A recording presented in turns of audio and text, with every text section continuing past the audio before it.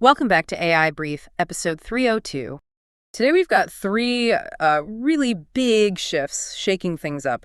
We're talking about how you browse the web, the politics of AI labs, and even human genetics. That's right. So first up, OpenAI is jumping into the browser game with Atlas. It's got AI baked right in. Then we'll look at Anthropic. Their CEO is, well, doing some public maneuvering after getting some heat from the U.S. government about policy stuff. And finally, something quite startling in reproductive genetics AI that claims to predict disease risk in embryos. Pretty wild stuff. Okay, let's dive into that first one. The browser bombshell. OpenAI's Atlas. Right, so Atlas isn't just, another browser. They're trying to embed ChatGPT directly into your web experience. It feels like a strategic play, doesn't it? Less about just showing websites better, more about making ChatGPT the agent you use for the web. Yeah, the assistant can actually see what's on your screen. No more copy-pasting needed to ask questions about the page you're on. We've been hearing whispers about this for, over a year now? Easily. But the big question for, the everyday person is, why bother switching? Browser loyalty is, super strong. Totally. Chrome, Edge, Safari. People are dug in. Is the ChatGPT name enough to make them move all their passwords and habits? Well, that's where the features come in. Atlas has ChatGPT in a sidebar, naturally, but it also has these optional memories. Memories. So it remembers things from sites I visit. Exactly. What you bought, project details, that sort of thing.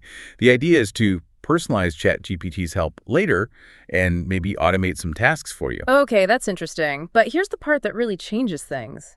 Agent mode. Ah, yes. Agent mode. This is where ChatGPT doesn't just talk, it acts. We're talking about the AI clicking buttons, filling forms, completing multi-step tasks for you, right inside Atlas. Things like booking travel, maybe ordering something online automatically. That's the promise. For now, that agent mode is only for the paid subscribers plus pro business users. Right. But it clearly shows where they're heading. I mean, the scope of this move is huge. If it works, it's a threat not just to those little AI browser startups like Comet. But to Google and Apple, right, their whole ecosystem dominance. Precisely. If the AI agent is doing the task, does the underlying search engine even matter as much? They do say there are safety guardrails. Alice supposedly won't download stuff, access your other apps, or mess with sensitive sites like banking without you explicitly saying okay. Still, giving an AI permission to click around on your behalf, that raises some big questions about trust, doesn't it? Definitely.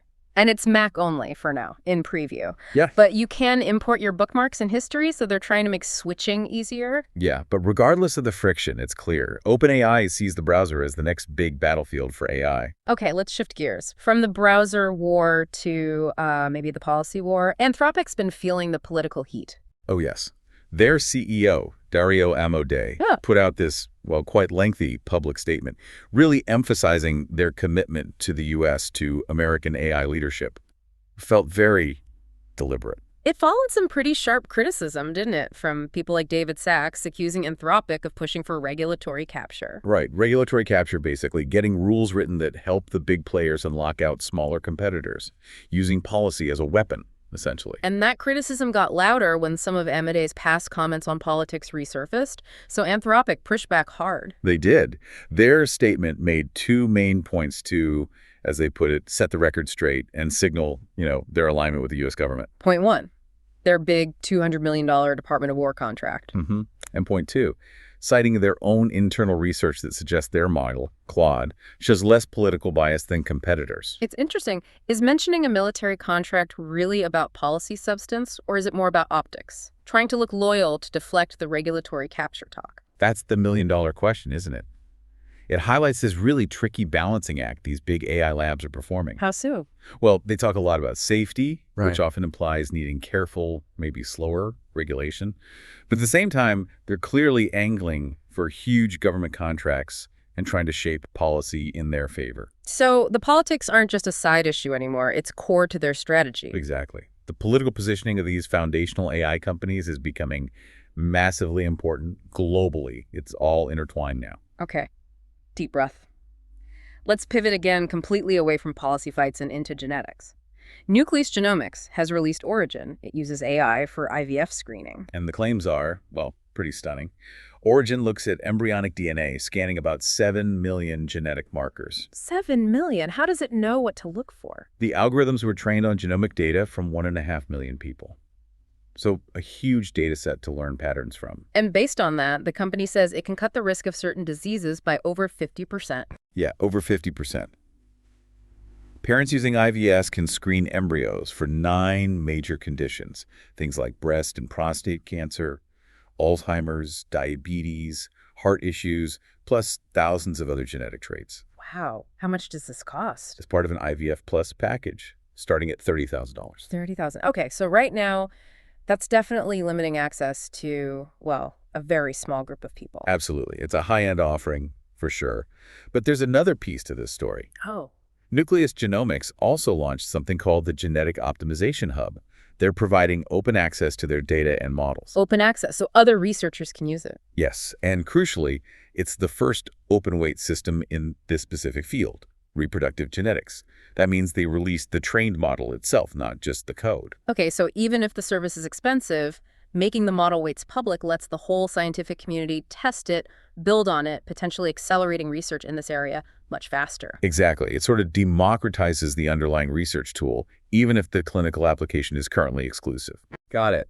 Okay, let's slow down a bit and do a quick run-through of some other key AI developments happening right now. Sounds good. What's catching your eye? Well, sticking with the theme of making things easier, Google AI Studio has this new vibe coding feature. Vibe coding, what's that? You basically just describe the web app you want in plain English, and it builds a working version for you. No code needed up front. Huh. They even have an I'm feeling lucky button for app ideas. And one-click deployment that really lowers the barrier for creating stuff. Yeah, and similarly in e-commerce, Lovable and Shopify teamed up. You can chat about your store idea and boom, it generates a functional online store. Yeah. Checkout, product descriptions, the works. Automation everywhere. What about more specialized AI? Big money flowing into health tech. Open Evidence is raising $200 million at a massive $6 billion valuation. What do they do? They've built a kind of ChatGPT for doctors. But crucially, it's trained only on trusted medical journals and literature, no random web stuff, built for clinical trust. That makes sense for medical use cases and for creative work. Runway, the video AI company, launched model fine-tuning. Businesses can now customize Runway's video models with their own data. So a film studio could train it on their specific characters or art style to generate new content that fits perfectly. Precisely. And speaking of media, over in the UK, Channel 4 actually aired a TV segment hosted entirely by an AI presenter. Wow. Less an experiment, more a demo of how AI could disrupt jobs in broadcasting, maybe. Seemed like it. And finally, education. Google launched Skills, a platform with 3,000 AI and tech courses. 3,000. That's huge. Trying to bridge the skills gap, I guess, with gamified learning and paths to employment, too. Looks that way. Okay, let's wrap up with a few trending AI tools that caught our attention. Right. Tools people can potentially use. We already talked about Atlas, OpenAI's browser with its agent mode. Well, yeah. What else? There's DeepSeek OCR. It's kind of clever. It compresses really long texts by treating them like images. Why would you do that? So you can feed huge documents into large language models without hitting their input limits. Think legal documents or massive research papers. Nifty. What else? Google's build mode, that's the vibe coding thing we mentioned inside AI Studio. Also, Krea Realtime lets you create and modify videos almost instantly. Near instant video generation. That sounds powerful. And Scrybe Voice, an AI that talks to you but also generates viral social media posts. Jarts aims to get your website cited by ChatGPT and other AI search systems. SEO for AI. That's a whole new game. Tutorial helps make training videos quickly, and Bullet creates websites fast, pulling content straight from your Notion pages. Lots of tools focused on speed and automation. Definitely. So looking back at everything, OpenAI going for OS control with Atlas, Anthropic navigating tricky politics, the sheer power of AI and genetics, the pace is just relentless. It really is. And it leads to some big questions. Here's one to think about. If AI agents, like the one in Atlas, can really handle complex tasks across the web all by themselves, how long before the lines blur completely between your browser, your operating system, your main AI assistant? Will they just merge into one single agentic interface that manages everything for you? That's a really interesting thought to leave things on. Will we even think of them as separate things soon? We'll have to see. Okay, that's our deep dive for today. If you found this useful, please do hit follow wherever you're listening.